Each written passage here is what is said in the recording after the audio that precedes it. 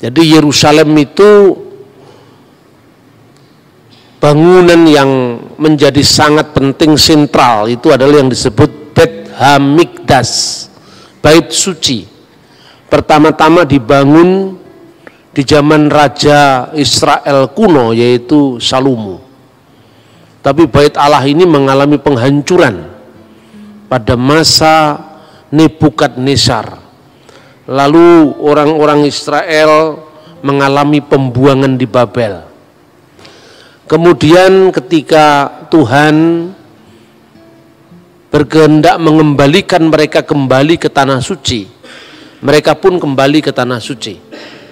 Bait Allah yang sudah hancur itu lalu diusahakan untuk dibangun kembali. Maka mulai pada zaman Esra, Nehemia, bait Allah itu mulai dibangun kembali. Ada peristiwa yang menarik. Tatkala orang-orang Yahudi, orang-orang Israel di wilayah utara yang menikah dengan 5 suku di Asyur, ketika ikut di dalam rencana pembangunan bait Allah yang kedua itu ditolak sama orang-orang Yahudi, karena mereka dianggap telah melakukan kesalahan karena menikah dengan orang-orang Asyur. Sebetulnya dibalik semuanya itu yang Tuhan larang adalah menikah dengan memasukkan ilah-ilah lain, ilah-ilah bangsa Asyur ke dalam rumah-rumah orang Israel. Dan tindakan ini bagi orang Yahudi disebut sebagai abudah zarah, penyembahan kepada berhala. Karena itu orang-orang yang ditolak dalam pembangunan kembali bait Allah yang kedua ini lalu memisahkan diri dari bangsa Israel yang lain dan akhirnya dikenal sebagai orang-orang Samaria. Nah, orang Samaria itu kemudian membangun bait Allah tandingan yang diadakan di Gunung More atau Gerizim. Di sanalah mereka membuat bait Allah tandingan sebagai tandingan dari bait Allah Israel. Dalam upacara Yahudi di Yerusalem itu pusatnya ada di bait Allah Yerusalem. Orang Yahudi memahami Paskah itu apa? Paskah keluaran dari tanah Mesir. Maka setelah mereka memecah-mecahkan roti, meminum anggur itu, mereka mengatakan sekalipun inilah kisah Paskah di mana Tuhan dengan tangannya yang perkasa telah menyelamatkan bangsa kita dari perbudakan di tanah Mesir menuju ke tanah perjanjian. Sekalipun kita memiliki kecerdasan, kekayaan, hikmat, apapun, tetapi tidak ada yang bisa mengalahkan kisah penyelamatan Paskah. Lalu pada saat orang Yahudi sudah dibuang, diaspora, dia menambahkan frasa begini pada saat perayaan Paskah. Hari ini dulu kita bangsa budak, kita bangsa merdeka. Harapannya menjadi bangsa merdeka. Tahun depan kita di Yerusalem. Hari ini kita di sini, tahun depan kita di Yerusalem. Frasa ini ditambahkan ketika mereka sudah mengalami pembuangan yang kedua. Sejak Jenderal Titus meratakan Yerusalem, bait Allah menjadi tanah sesuai dengan nubuatan Yesus tadi. Kamu lihat gedung-gedung yang megah ini. Tak satu pun batu terletak di atas batu yang lain, semuanya diratakan menjadi tanah. Sejak satu bangsa Yahudi mengalami diaspora di seluruh dunia. Tetapi setiap Paskah mereka selalu mengatakan Lesana haba'ah Birusalaim, tahun depan kita di Yerusalem. Setiap dia merayakan Paskah dalam kondisi perbudakan itu selalu mengatakan Lesana ba'ah Birusalaim, tahun depan kita di Yerusalem. Ungkapan itu terus menerus bergema selama 2000 tahun. Maka ini unik ya, bangsa yang sangat unik. Sudah terpencar-pencar di seluruh dunia selama 2000 tahun. Sejak kapan? Sejak runtuhnya bait Allah. Pada masa Jenderal Titus, kalau menurut penanggalan kita sekarang 5 Agustus tahun 70 Masehi, atau bertepatan dengan tanggal Tisa Be'ab, tanggal 9 bulan Ibrani Ab, tahunnya 823 setelah berdirinya kota Roma, kalau menurut kalender Julian. Itu bertepatan dengan 5 Agustus tahun 70 Masehi, kira-kira jam 3 petang. Bait Allah itu dilalap oleh api memasuki ruang Maha Kudus.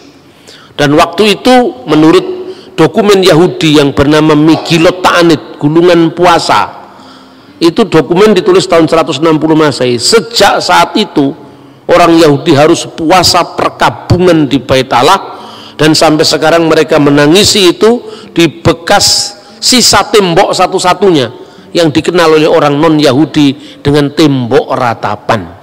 Istilah tembok ratapan itu sebetulnya ejekan orang non-Yahudi. Lebih populer disebut dalam bahasa Arab Haitun al-Mubaka, tembok ratapan.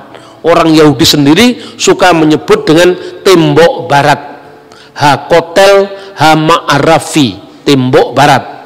Mereka tersinggung kalau disebut tembok ratapan, karena orang-orang non-Yahudi yang lihat orang Yahudi menangis-nangis di tembok itu, maka disebut Haitun al-Mubaka, tembok ratapan. Maka melalui deskripsi singkat ini menunjukkan bahwa betapa pentingnya Yerusalem bagi orang Israel selama 2000 tahun, sejak tahun 70 sampai nanti dia memproklamirkan kemerdekaannya, itu kemerdekaan Israel tahun 1948, bayangkan. Jadi lebih kurang kira-kira 1910-an tahun, kira-kira hampir kira-kira dari tahun 70 Masehi sampai tahap 1948. 1900 tahun lebih mereka terpencar-pencar di seluruh dunia, dan mereka kembali ke tanah air mereka semula, yaitu Israel. Itu catatan Alkitab, itu nubuatan Alkitab, ya kan? Karena itu unik, bagaimana hukum internasional tidak kalang kabut dalam menentukan status Israel, sementara negeri itu sudah mengalami pendudukan demi pendudukan dari kekuasaan bangsa asing. Banyak orang Palestina itu bukan hanya orang Muslim, orang Kristen juga ada di antara mereka. Bahkan orang Muslim pun ada yang menjadi warga negara Israel. Jadi warga negara Israel itu ya ada orang Yahudi mayoritas, Kristen urutan ketiga, Muslim urutan kedua. Jadi justru orang Kristen itu minim sekali di negara Israel. Jadi ini fakta-fakta yang kadang-kadang tidak dilihat oleh orang Indonesia. Bahkan begitu bebasnya orang Muslim di Israel, mereka ini sudah mulai menerjemahkan Al-Quran dalam bahasa Ibrani. Maka muncul Quran bahasa Ibrani sekarang itu sejak tahun 1970-an udah terbit itu. Judulnya itu Ha-Quran Hamifwar, Quran yang mulia. Kalau Bismillahirrahmanirrahim diterjemahkan Beshem Elohim Haraham Harahman Viharahum. Beshem Elohim Harahman Viharahum, itu Bismillahirrahmanirrahim. Alhamdulillahirabbil alamin hodu ladunai Elohenu melekha ulamim. Itu Al-Fatihah itu. Jadi tidak setiap Anda ngomong Elohim langsung automatically itu Kristen, apalagi kita sudah pakai nama misalnya GBI Elohim, belum tentu, karena di sana Elohim dipakai orang Islam. Begitu juga kata Allah belum tentu itu Islam, karena di Timur Tengah bahkan sebelum zaman Islam istilah-istilah Arab itu sudah dipakai oleh orang Kristen. Terbukti apa? Prasasti-prasasti atau batu-batu bertulis yang berbahasa Arab itu ditemukan sebelum zaman Muhammad lahir, dan kebanyakan ditemukan di gereja Kristen gitu. Jadi kita ini kan kadang-kadang Islamnya lebih Arab ketimbang orang Arab, Kristennya lebih koboi dari orang Barat. Akibatnya Kristen dibatasi dengan bahasa Ibrani. Lalu kalau kita tidak ngomong Yeshua HaMashiach, seolah-olah tidak sah, ya toh? Orang Yahudi tidak pernah ngomong Yahweh, kita Yahweh. Itu dari mana itu? Kan itu kan? Lebih parah lagi ketika Anda baca Perjanjian Baru, tidak sepotong pun itu kata Yahweh muncul di sana. Jadi tren sekarang. Nah, saudara-saudara, kita akan batasi pembahasan kita merunut bagaimana sejarah Israel, ya. Ketika kemudian mereka terpencar-pencar di seluruh dunia itu, Mereka itu ada yang ada di barat, ya, di Eropa barat, ada di Eropa timur, ada yang di benua timur seperti Yaman, Mesir, India, itu banyak orang Yahudi. Makanya kalau Anda membaca sejarah Islam, kota Yastrib, kota Madinah sebelum dijadikan kotanya Islam yang disebut Madinatun Nabi, itu ada 3 suku Yahudi yang di sana. Kemungkinan mereka juga datang setelah tahun 70 terusir dari Yerusalem. Begitu juga di Yaman, begitu juga di Mesir, begitu juga di India. Lah orang-orang Yahudi yang di Eropa ini namanya adalah Askenazim bahasanya. Orang Yahudi tapi dialeknya dialek Eropa Barat. Misalnya kalau ngomong Safuot, dia tidak bisa ngomong huruf T, Safuot, tapi mengucapkan Safuos. Sabat, Sabas, itu Yahudi Askenazim. Ya, banyak orang-orang Israel yang sekarang jadi pejabat-pejabat pemerintah itu Yahudi Askenazim karena mereka emigran aliyah dari Eropa, aliyah dari Amerika. Tapi kalau mereka dari Yahudi Spanyol, orang-orang Yahudi Spanyol itu lebih fasih bahasa Ibrani. Kalau ngomong Safuot ya Safuot. Nah, saudara-saudara yang terkasih dalam Tuhan, dengan munculnya agama Islam, kota Yerusalem punya status baru, yaitu kota suci ketiga setelah Mekah dan Madinah. Tapi itu kapan mulainya? Maka semua klaim-klaim baik itu Yerusalem itu miliknya Islam, itu tanah wakaf sampai akhir zaman misalnya, kemudian dia Yahudi, untung orang Kristen tidak terlalu ikut mengklaim. Karena apa? Bagi orang Kristen Yerusalem baru itu lebih penting ketimbang Yerusalem sekarang. Sekalipun keterikatan kita dengan Yerusalem lama ini tetap ada, karena ini historis sifatnya, sejarah sifatnya, antara nubuat dan pengenapan, antara simbol dan hakikat. Makanya tidak mungkin ada perjanjian baru tanpa perjanjian lama. Nah, sekarang kita menguji bagaimana klaimnya Palestina. Yang disebut Palestina itu pertama kali muncul kalau data biblikal itu dalam kitab Kejadian pasal 10 ayat 13 sampai 14. Di situ disebutkan Filistin. Kata Filistin, Palestina, Filistin adalah keturunan Kaslihim. Kemudian Ulangan pasal 2:23, dia menyebut tentang orang-orang Filistin dari Kaftor. Kaftor itu Yunani. Dari Kaftor, ya. Termasuk 5 kota kuno yang disebut Pentapolis. Pentapolis, polis itu kota, penta itu 5. Apa itu? Gaza, Askelon, Asdod, Ekron, dan Gad. Makanya kita melihat Goliat dari Gad itu menjadi wilayahnya orang Palestina. Wilayahnya di mana? Dari seberang selatan ke utara, dari lembah Gaza hingga sungai Yarkon. Tetapi orang Palestina yang disebutkan di sini tidak pernah eksis jadi sebuah negara. Hanya pendatang baru dari Kaftor. Maka di dalam terjemahan Alkitab Septuaginta mereka disebut dengan 3 nama. Pertama, Pulistin, Palestina. Helenas, orang-orang Yunani karena mereka datang dari wilayah Yunani. Atau Alopuloi, bangsa-bangsa lain, sebagai terjemahan dari kata-kata Goyim. Jadi termasuk orang Goyim di luar Israel. Penemuan arkeologi akhir-akhir ini menunjukkan bahwa tempat-tempat di wilayah misalnya Asdod, Askalon, Gad itu banyak ditemukan tulang-tulang babi. Artinya apa? Daerah itu pasti dulu daerah yang dihuni oleh orang-orang Filistin purba. Nah, pertanyaannya, Filistin purba ini tidak pernah eksis jadi negara. Berarti berbeda dengan Israel yang jelas eksis jadi negara. Prasasti Meren Petah, prasasti batu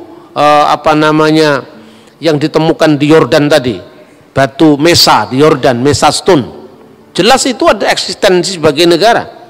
Sementara Filistin itu adalah pendatang. Tapi apakah Filistin dalam zaman Alkitab itu sama dengan Palestina sekarang? Nah, itu yang jadi masalah. Nah, kita akan lihat contoh bahwa orang Palestina sebagai pendatang itu ditulis di dalam Sefanya 2 ayat 5. Yosabe Hebel Hayam Kretim penduduk tepi laut orang-orang Kreti. Kreti itu pulau Kreta dari Yunani. Yang kedua misalnya disebut juga tadi disebutkan Filistin Kaftorin, orang-orang Palestina yang datang dari daerah yang namanya Katfor. Ini menunjukkan eksistensi orang-orang pendatang di Yerusalem. Bagaimana dengan ungkapan Al-Quran sekarang? Nah ini penting ini. Justru anehnya Al-Quran sendiri, kalau ini dijadikan rujukan sebagai konflik agama, justru di dalam Al-Quran surat Al-Maidah ayat 21 menegaskan bahwa kepada Musa, kaumnya Musa telah diberikan tanah suci, yaitu Israel. Disebutkan di dalam surat Al-Maidah 21 digambarkan Nabi Musa itu menyampaikan kepada kaumnya, ya qaumi udkhulu al-ardal muqaddasal lati kataballahu lakum.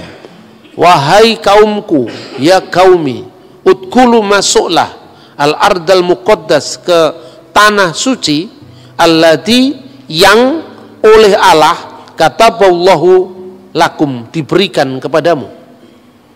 Nah, bagaimana teks ini kemudian dipahami oleh orang-orang pejuang Hamas Palestina sekarang? Sejak orang-orang Israel menolak Muhammad sebagai nabi terakhir, maka perjanjian ini sudah batal katanya.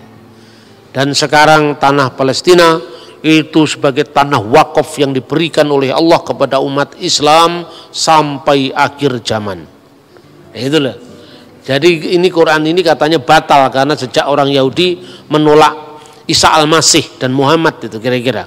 Nah itu satu. Kemudian kalau Palestina itu, Palestina modern, memakai dalil agama untuk menguasai Israel, maka mereka harus mau disamakan dengan apa yang dikenal dalam Quran kaum raksasa, kauman jabarin.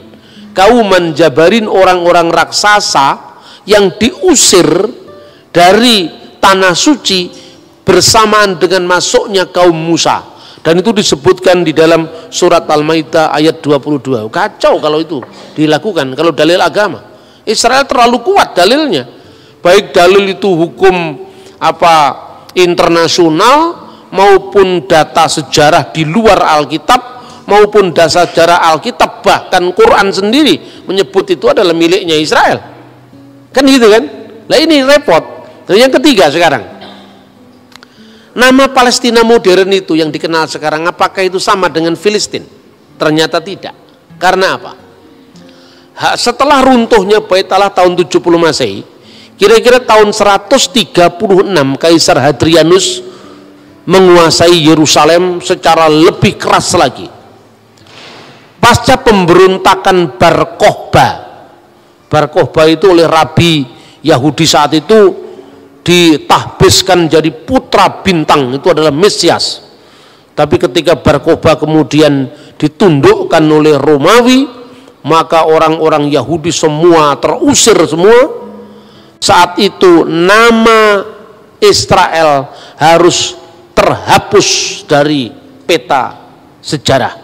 Makanya dibuat sebuah strategi untuk menghapuskan negara Israel.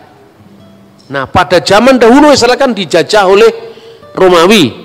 Pada saat kematian Herodes Agung, ketiga anaknya diberikan warisan oleh pemerintah Romawi karena bangsa Yahudi tidak suka dan ketiga anak Herodes Agung ini, yaitu Herodes Antipas, kemudian Herodes Archelaus, kemudian Herodes Philippus. Mereka tidak setuju dengan tiga-tiganya, tapi dipaksa jadi tiga. Yang pertama wilayah Galilea yang diperintah oleh Archelaus, wilayah satunya wilayah Antipas yaitu adalah wilayah Yudea, dan wilayah Samaria. Ketiganya ini diberikan pada anak-anak Herodes. Pada waktu jenderal Kaisar Hadrian dengan para jenderalnya menguasai Yerusalem, akhirnya apa? Terjadi perluasan kota. Jadi wilayah Yudea dijadikan provinsi, wilayah Galilea dijadikan provinsi, wilayah Samaria, dataran tinggi Golan dijadikan provinsi. Maka wilayah Syria digabung dengan wilayah Yudea. dan namanya adalah Syria Palestina. Nama Palestina justru yang mengangkat itu adalah kaisar pagan yang namanya Hadrianus. Maka wilayah untuk menggantikan nama Israel, menghapus dari muka sejarah, diperkenalkan istilah baru yaitu Syria Palestina. Itu abad kedua. Kota Yerusalem harus terhapus dari peta. Karena selama ada impian tentang kota Yerusalem atau tanah Israel, nanti orang Yahudi terus menerus mengatakan lesana habba'ah Birusalaim, tahun depan kita di Yerusalem. Selama nama-nama Israel, Yerusalem tidak hilang dari ingatan orang Israel, selama itu Roma tidak yakin bahwa Israel tidak bangkit lagi sebagai sebuah kerajaan, maka kota Yerusalem bersamaan dan penghapusan kota Israel dihapus dan dinamakan dengan Alia Capitolina, dan nama itu diabdikan untuk dewi kafir mereka, Alia Capitolina. Menariknya, kata Yerusalem tidak muncul dalam Al-Quran, tidak muncul dalam hadis. Al-Quran tidak muncul satu kata pun tentang kata Yerusalem. Kalau Israel ada, ya Bani Israel, tapi kata Yerusalem tidak muncul. Tradisi Islam kemudian setelah Quran dan setelah hadis menyebut Yerusalem dengan Al-Quds, kota suci. Al-Qudus, kota suci. Karena Yerusalem menjadi kota suci ketiga setelah Makkah Al-Mukarramah, Madinah Al-Munawwarah, dan Al-Quds, yaitu kota suci ketiga, kota Yerusalem.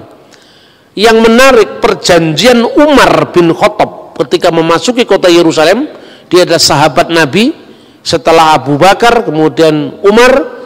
Lalu pada zaman Umar dia melakukan Mistaq al-Umariyah, yaitu perjanjian atau konstitusi Umar.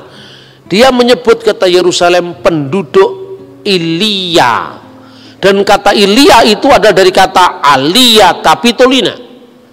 Jadi artinya justru data dari sumber sejarah Islam klasik malah tidak menyebut kota Yerusalem sesuai dengan nama yang diberikan dari Taurat, kota Salem, dan nama yang diberikan kitab nabi-nabi, Yerusalem. Tapi nama yang diberikan oleh kaisar pagan yaitu Elia, Alia Capitolina. Maka segala macam identifikasi secara teologis dari Quran maupun dari sejarah Islam akan merugikan Palestina. Karena apa? Yang jelas Quran tidak menyebut kata Yerusalem, Quran malah menyebut kata tradisi Islam kemudian malah menyebut kota Alia, dan Alia itu membenarkan Alia Capitolina. Kalau dia menyebut Filistin, itu sama dengan tadi kaum raksasa yang dikalahkan Daud, yaitu Goliat. Dan itu ada dalam surat Al-Maidah, kaum raksasa yang diusir dari kota tanah suci begitu kaum Musa memasuki kota suci itu. Ini sulitnya identifikasi keagamaan bagi perjuangan Palestina. Lalu sisa satu lagi, kalau gitu apa yang harus dilakukan? Ya lihat dari hukum internasional sekarang. Satu-satunya begitu, tidak bisa pembenaran secara agama. Kalau pembenaran agama Israel pasti menang. Wong jelas itu datanya tidak hanya ada dalam kitab suci, baik Taurat, Injil, Quran, bahkan catatan-catatan sejarah yang menunjukkan bahwa bangsa Israel memang eksis sebagai bangsa. Tetapi hukum internasional memang tidak memiliki aturan yang jelas. Bagaimana kalau sebuah negara 2000 tahun sudah hilang kemudian kembali? Lah ini hanya ada di dalam rencana Tuhan, tidak ada di hukum internasional ini. 2000 tahun sudah meninggalkan kota Yerusalem, jadi masalah. Di situ sudah pernah diduduki orang Roma, setelah Roma Persia, setelah Persia Roma lagi, setelah Roma kemudian Arab. Setelah Arab, kan bangsa Arab itu menduduki ketika zamannya dinasti Umayyah, zamannya Khalifah Abdul Malik bin Marwan. Lalu dinasti Umayyah runtuh jadi dinasti Abbasiyah, kemudian dinasti Mamluk Mesir.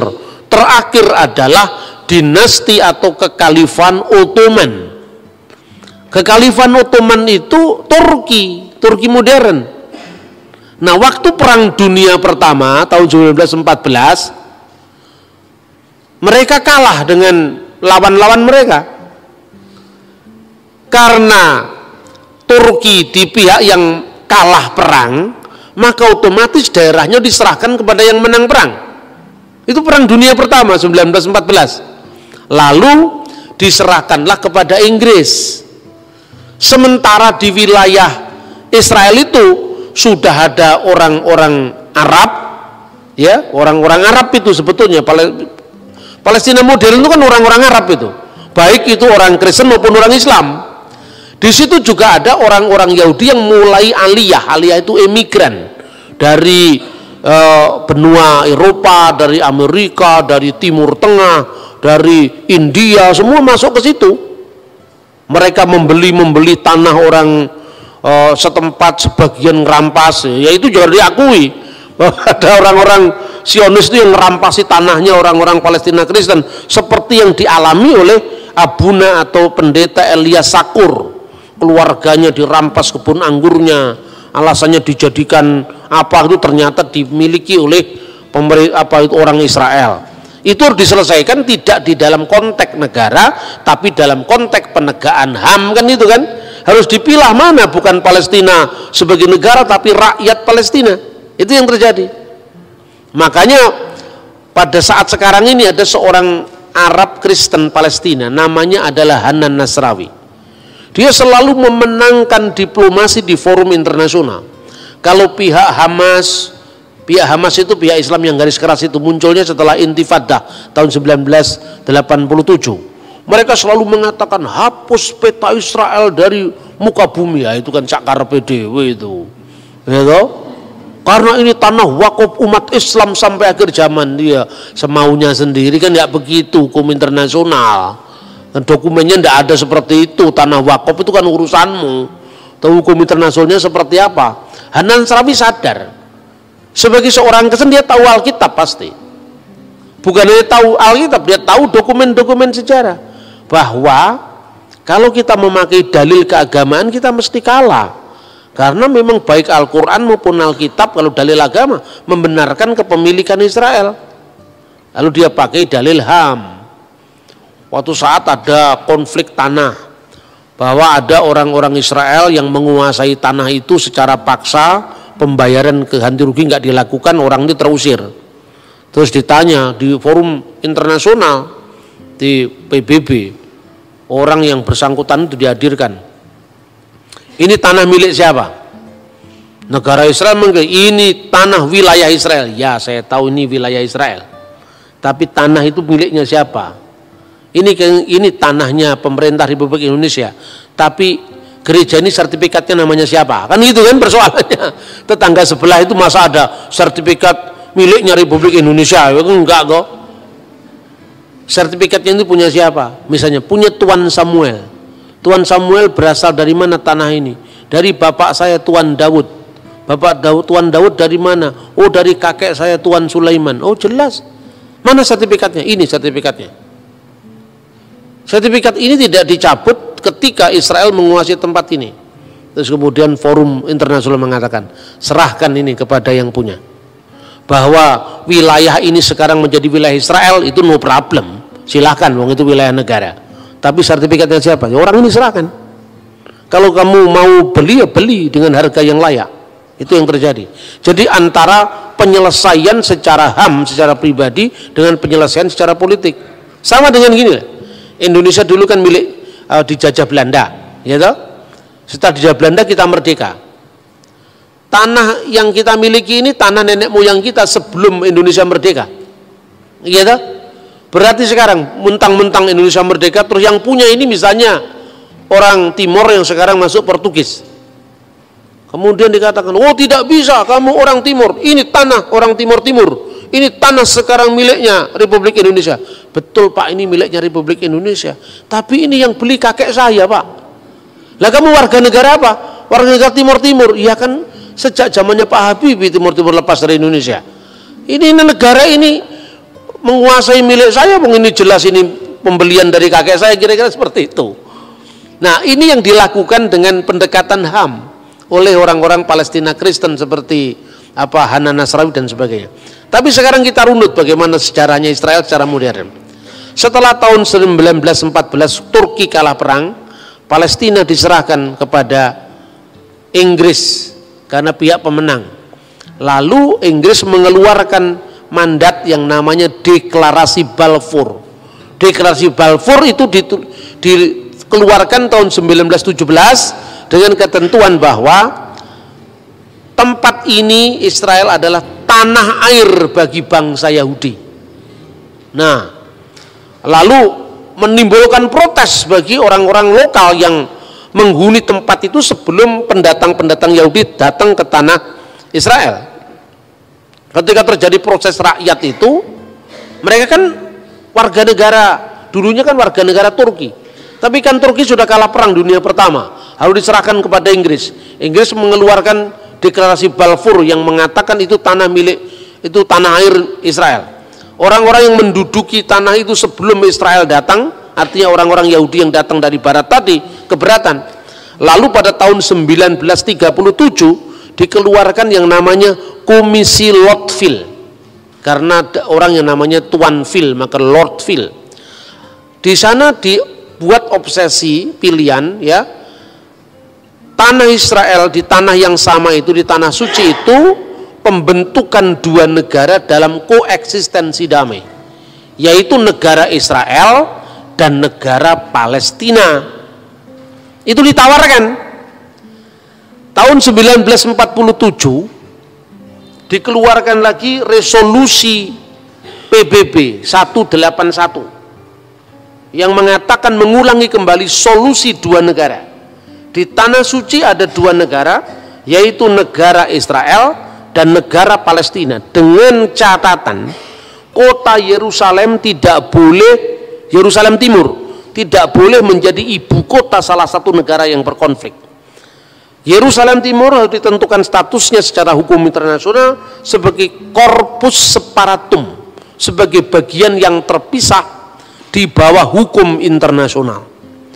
Takhta Suci Vatikan sepakat dengan PBB, Israel sepakat dengan PBB, tetapi orang Palestina menolak karena dihasut oleh suku orang-orang Arab tetangganya. Oh, tidak bisa, mereka tidak mau terima. Status wilayah tanah suci itu statusnya kosong kekuasaan. Karena apa? Ini kan statusnya masih di bawah mandat internasional, mandat Inggris yang memenangkan perang dunia pertama, kan itu kan? Berarti statusnya apa? Statusnya dia kosong. Ketika orang-orang Palestina masih sibuk menolak dan mereka punya agenda menghapus Israel dan tidak ada negara Israel sampai kapanpun juga di wilayah Palestina. Sementara status quo negara wilayah itu dalam kondisi tidak lagi di bawah Turki karena Turki sudah kalah perang sama lawan-lawannya yang antara lain Inggris. Israel curi stat untuk kemerdekaannya. Ya, mumpung ini masih kosong, tidak di wilayah siapa-siapa, kemudian ada Deklarasi Balfour yang mendukung itu tanah air Israel. Soal Palestina nanti mau terima atau tidak urusan lain. Yang penting sudah ada jalur hukum bahwa ini adalah statusnya kosong. Maka dia proklamirkan kemerdekaan 14 Mei 1948. Itu kira-kira seperti itu loh. Jadi kalau saya membahasnya kan netral saya ngomong sejarah ya sejarah. Begitu 14 Mei 1948 negara Israel diproklamirkan, negara-negara Arab mengeroyok Israel. Salah satunya Libanon, Suriah, Irak, Yordan, Mesir, dan Saudi Arabia. Negara-negara Arab yang mengeroyok Israel itu tidak semuanya Islam. Libanon mayoritas Kristen waktu itu. Jadi tidak bisa kita batasi hanya konflik agama. 5 negara tadi kalah semua sama Israel. Dan ini orang yang heran, pengamat militer juga heran. Ini negara kecil baru bangkit begitu, kok bisa menang sama negara-negara raksasa dari 5 negara loh. Lebanon, Suriah, Irak, Yordan, Arab Saudi. Bahkan kemenangan itu telah menambah wilayah yang dulu kan ditentukan ini wilayah Israel, ini wilayah Palestina oleh mandat PBB, resolusi 181. Dengan kemenangan perang itu dia menambah wilayahnya 50% lebih. Jadi dari dulu yang menjadi wilayahnya Palestina sekarang menjadi wilayah Israel. Lah, ini kan bukan pencaplokan, ini menang perang kok. Salahnya sendiri kamu menolak kemarin. Kalau kamu menerima opsi 2 negara, selesai kan wilayah masing-masing. Lah ini kamu menolak, kemudian kamu ngelawan kami, kemerdekaan kami perang dan kamu kalah. Lah ketika kalah kan kemudian wilayah yang dimenangkan tadi secara hukum internasional diakui sebagai pemenang perang. Seperti kasusnya menangnya perang Inggris dan sekutunya atas Turki dan sekutunya. Gitulah kira-kira. Jadi itu dikatakan pencaplokan wilayah-wilayah Palestina itu sejatinya tidak seperti itu.